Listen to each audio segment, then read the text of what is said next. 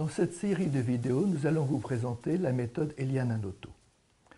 Le logiciel Eliane repose sur un stylo numérique Anoto que je vous présente. C'est un stylo comme un stylo habituel, indépendant de l'ordinateur. Il a un capuchon, il a une mine de stylo à billes et il y a une petite caméra à l'intérieur qui lui permet de lire une trame très fine sur une feuille de papier. Vous voyez qu'elle a été imprimée. Cette trame apparaît comme un fin grisé qui est strictement invisible à l'œil. Et c'est pour ça que l'enfant peut ignorer complètement l'informatique. Ce stylo était extrêmement précis puisqu'en fait, il se repère au dixième de millimètre et au dixième de seconde près. Il n'y a aucun effet d'écho comme avec le stylo Doppler. Quand vous avez dessiné, vous connectez le stylo via une prise USB et le dessin est immédiatement enregistré sur l'ordinateur. C'est une méthode qu'on peut utiliser avec un sujet fragile et pour ma part, je n'ai jamais eu aucun refus. Une fois le dessin enregistré, vous accédez à la dynamique du tracé.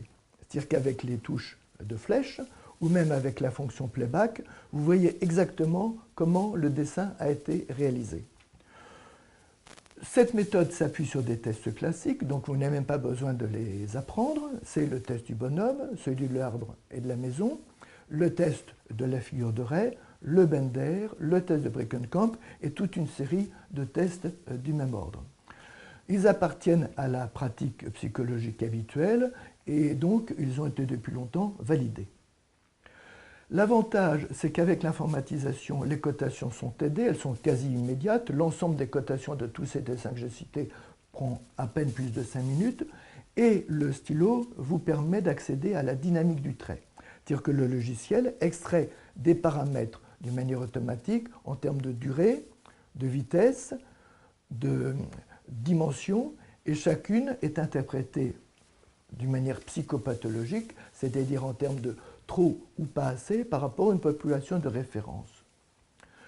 Nous en tirons une information de type psychologique dans le sens que nous pouvons dire si la personne reste dans les limites du normal pour tel ou tel paramètre ou s'il en sort, c'est-à-dire si vous voulez, s'il présente des traits significatifs, voire franchement pathologiques.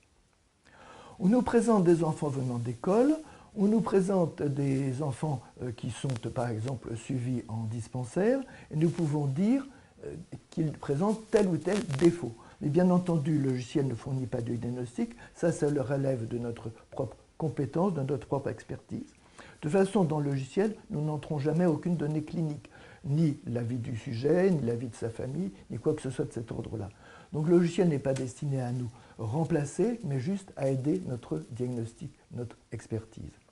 Ce logiciel s'adresse à toutes les professions de santé, que vous soyez médecin, donc psychiatre, pédopsychiatre, neurologue, gériatre, psychologue, psychologue expert, psychologue testeur, psychologue clinicien, psychothérapeute ou paramédical, orthophoniste, psychomotricien ou ergothérapeute.